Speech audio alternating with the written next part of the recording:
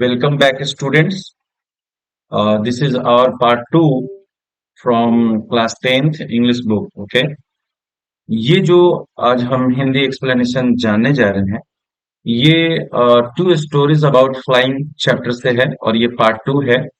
और पहले में आप लोगों ने सीगल के बारे में देखा था कि एक पक्षी है जो उड़ने की कोशिश करना चाहता है, लेकिन अपने डर की वजह से वो ऐसा नहीं कर पा रहा था। फिर उसने बहुत कोशिश की, इसमें उसके पेरेंट्स ने भी उसको बहुत ज्यादा सहयोग किया। उसके बाद वो उड़ना सीख जाता है। ये जो उसका पार्ट टू है, द स्टोरीज अबाउट फ्लाइंग के बारे में, ये पार्ट टू है जिसको हम अभी देखेंगे। इसकी हिंदी एक्सप्लेनेशन के बारे में। The moon was coming up in the east behind me and stars was shining in the clear sky above मी। ये जो यहाँ पर है व्यक्ति, वो कह रहा है कि मेरे पीछे से जो चांद है वो ईस्ट की तरफ से उग रहा है, निकल आ रहा है। और उसके ऊपर जो साफ आसमान है, जो आकाश है, वो साफ सुथरा है। वहां तारे जो हैं वो चमक रहे हैं। There was not a cloud in the sky. अब उस समय जब इन्होंने आसमान की तरफ देखा, इन्होंने कहा कि उस समय कोई भी बादल वहां नहीं था। I was happy to be alone high up above the sleeping countryside. और ये बहुत ऊंचाई पर आसमान में थे, ठीक है। और उन ग्रामीण इलाकों के ऊपर से उड़ते हुए जा रहे थे। जो देहाती इलाके थे उसके ऊपर से होते हुए जा रहे थे, यानी कि ये एरोप्लेन से जा रहे थे, ठीक है।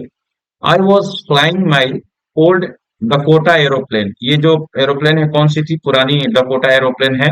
Over France. ये कहाँ उड़ा रहे थे? फ्रांस के ऊपर, ठीक है। Back to England. इनको जाना था इंग्लैंड। ओके, फ्रांस से कहाँ जाना था? England. I was dreaming of my holiday and looking forward to being with my family. अब ये क्या कर रहे थे कि छुट्टी का समय था, तो ये सपने सजा रहे थे कि मैं अपने परिवार के साथ इस छुट्टी के माहौल को, दिनों को मैं आराम से बिताना चाहूंगा। I looked at my watch. और जब उन्होंने अपनी घड़ी देखा, 1:30 इन द मॉर्निंग, यानी कि सुबह के 1:30 बज रहे थे। ओके, कह रहा कि I should call Paris control soon. I thought, इन्होंने सोचा कि मुझे पेरिस कंट्रोल, जो एयरपोर्ट पे कंट्रोल रूम होता है, उसको कॉल करने के लिए, ठीक है। पेरिस जो है वो फ्रांस का आपका कैपिटल सिटी सिटी और मोस्ट पॉपुलर सिटी है, ठीक है। कहाँ का? फ्रांस का। तो उन्होंने पेरिस कंट्रोल रूम को कॉल करना चाहा। As I look down past the nose of the aeroplane, जब इन्होंने एरोप्लेन के सीधे देखा आगे, I saw the lights of a big city in front of me. और इन्होंने देखा कि जो शहर की जो टिमटिमाती लाइट्स हैं वो सामने जल रही थी। I switched on the radio. इन्होंने अपने एरोप्लेन के अंदर का जो रेडियो उसको ऑन किया और कहा, Paris control, Dakota DS-088 here. इन्होंने वहां पर सूचना भेजी कि मेरी जो प्लेन है, डकोटा जो प्लेन है वो यहाँ है, उड़ान भरने के लिए तैयार है ऊपर में, मतलब निकलने के लिए वहां से। Can you hear me? क्या आप मुझे सुन सकते हैं? I am on my way to England. ये कह रहे हैं कि मुझे इंग्लैंड जाना है, मैं उस रास्ते पर हूँ। ओवर। तो वो क्या होता है ना कि अपनी बात जब पूरी कर लेते हैं ना, तो उसके लास्ट में ओवर बोलते हैं, ठीक है। The voice from the radio answered me immediately. वहां से कंट्रोल रूम से इनको बहुत जल्दी ही जवाब मिलता है। DS-088 I can hear you. मतलब इनका प्लेन का नाम लेकर कहा जा रहा है कि हाँ, हम आपको सुन सकते हैं। You ought to turn 12 degree west. इनको कहा जाता है कि 12 डिग्री किधर लेना है? वेस्ट से, वेस्ट लेना है, ठीक है। जहां पर अभी है वहां से क्या कितना मूव करना है इनको, कितना घूमना है अपने एरोप्लेन को, कितना घुमाना है? 12 degree waste. Okay, now DS-008 over. वो भी अपने कंट्रोल रूम से जो बात कह के और वो ओवर कह देता है, मतलब अपनी बात खत्म कर लेता है। I check the map. जो व्यक्ति एरोप्लेन के अंदर बैठा हुआ है उन्होंने नक्शे को देखा, कंपास को देखा।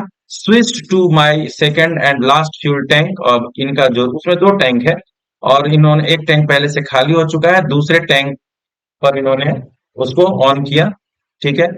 And turn the Dakota 12 degree waste towards England. और इन्होंने इंग्लैंड की तरफ अपने डकोटा एरोप्लेन को मोड़ दिया। I will be in time for breakfast. और ये कहते हैं कि ब्रेकफास्ट के टाइम पर मैं सुबह सुबह मतलब वहां पहुंच जाऊंगा। ये सोचते हैं ऐसा। A good big English breakfast, everything was going well, it was an easy flight. मतलब इनके हिसाब से सब कुछ ठीक ठाक चल रहा था, सब कुछ अच्छा था। ये सोच रहे थे कि अब मैं पहुंच के अपने परिवार के साथ अब सुबह का नाश्ता करूंगा। तब तक बहुत आगे निकल चुके थे। Paris was about 150 kilometre behind me when I saw the clouds.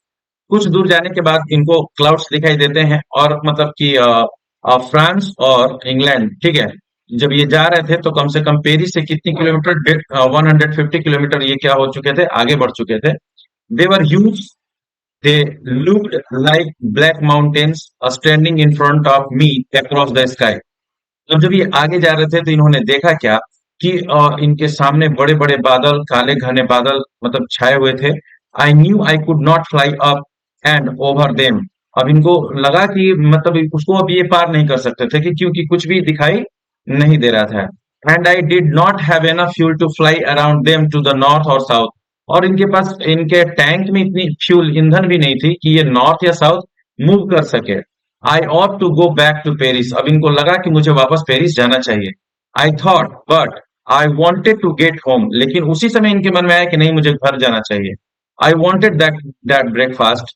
I will take the risk. इन्होंने कहा कि मुझे वो रिस्क उठानी पड़ेगी क्योंकि मुझे घर जाना है। I thought and few that old Dakota straight into the storm.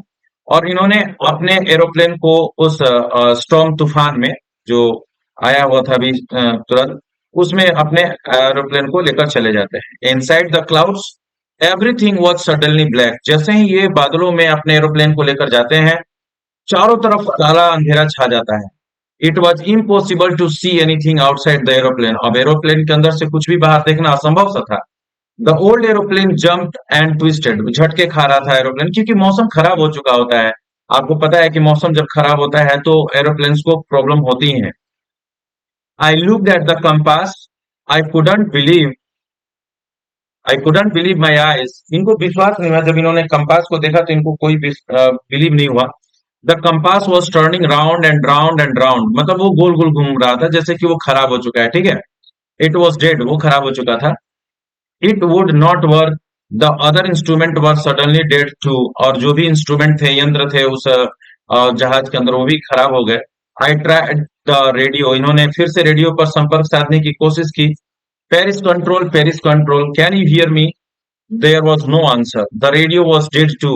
मतलब कि रेडियो भी खराब हो चुका था और ये संपर्क नहीं कर पा रहे थे। I had no radio, no compass, and I could not see where I was. और इनको पता भी नहीं चल पा रहा था कि वो कहाँ पर अभी हैं। I was lost in the storm. और ये तूफान में फंस गए थे, खो गए थे। Then in the black clouds quite near me. और उन्हीं काले बादलों में, इनके बहुत नजदीक, आई सॉ अनदर एरोप्लेन। इन्होंने एक दूसरी एरोप्लेन को देखा। It had no lights on its wing. उसमें रोशनी नहीं थी उसके विंग्स में, जैसा कि एरोप्लेन्स में आप देखते होंगे कि जलता है, बुझता है, इस तरह से इंडिकेशन का काम करता है।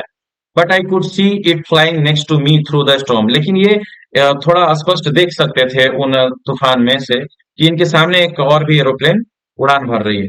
आई could see the pilots face. ये उसका चेहरा भी देख पा रहे थे पायलट का। Turn towards me. I was very glad to see another person. He lifted one hand and waved. उसने एक हाथ उठाया और हाथ को हिलाया, कुछ इशारा कर रहा था, जैसे कि फॉलो मी। इनको इशारा कर रहा था कि मेरे पीछे आओ।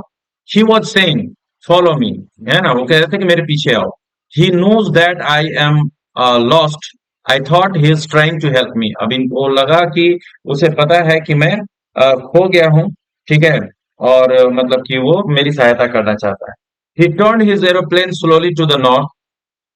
अब वो किधर अपने प्लेन को नॉर्थ के साइड में लेता है, in front of my Dakota, इनके जहाज के सामने से, so that it would be easier for me to follow him.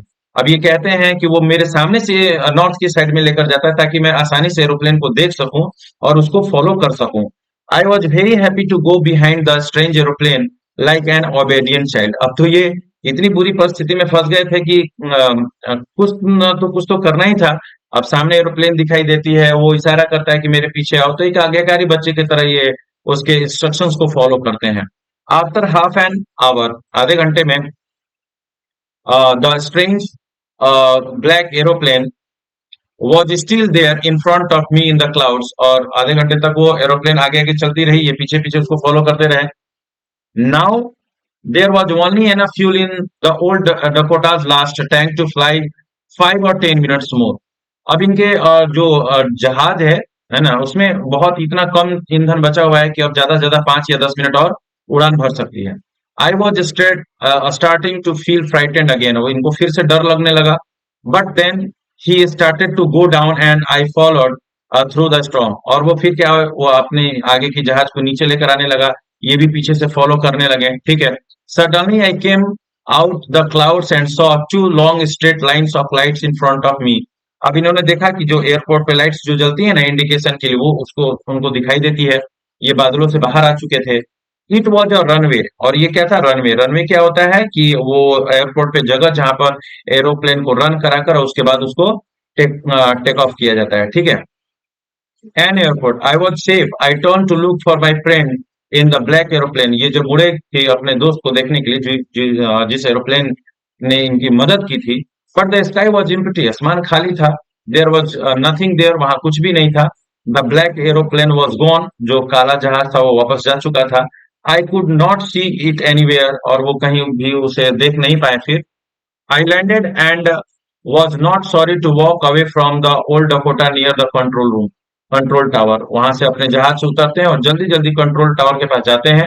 I went and asked a woman in the control center where I was and who the other pilot was. ये पूछते हैं कि मैं कहाँ फंसा हुआ था और वो कौन पायलट था, ठीक है। I wanted to say thank you, और ये कहते हैं कि उस पायलट से मिलकर मैं उससे थैंक यू बोलना चाहता हूँ।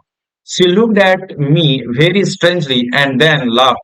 वो बहुत ही आश्चर्य से मुझे देखती है और वो हंसती है। Another aeroplane up there in this storm, एक दूसरी एरोप्लेन और इस तूफान में। No other aeroplanes were flying tonight, आज कोई भी रात में कोई एरोप्लेन उड़ान भर नहीं रही थी। You yours was the only one I could C on the radar, बस सिर्फ एक एक ही आपका जहाज था जो मैं रडार पे देख सकती थी। मतलब ये कहना चाहते थे कि आपके प्लेन के अलावा और कोई वहां प्लेन नहीं थी। सो who helped me to arrive there safely without a compass, a radio, and without any more fuel in my tanks? कहते हैं कि आखिर वो कौन था जिसने मेरी इतनी मदद की, बिना कंपास, बिना रेडियो, बिना फ्यूल, मेरे जो है वो खत्म हो चुके थे। Who was the pilot on the strange black aeroplane flying in the storm without lights? वो कौन था अजनबी पायलट जो उस तूफान भरी रात में मेरी मदद करता है, मुझे वहां से बाहर निकालने की कोशिश करता है। तो देखिए, इसमें एक चीज तय है कि जब नियत साफ होती है तो नियति आपका साथ देती है। याद रखिए कि कभी किसी भी व्यक्ति के प्रति मन में अगर गलत विचार आएंगे या किसी भी तरह से आप सोचते हैं, तो आप किसी न किसी समस्या में हमेशा फंसे रहेंगे। अगर मन साफ है तो आपकी प्रकृति भी मदद करती है, इसमें कोई दो राय नहीं है। बच्चों, मिलते हैं फिर से अगली वीडियो के साथ। तब तक आप पढ़ते रहें, रिवाइज करते रहें।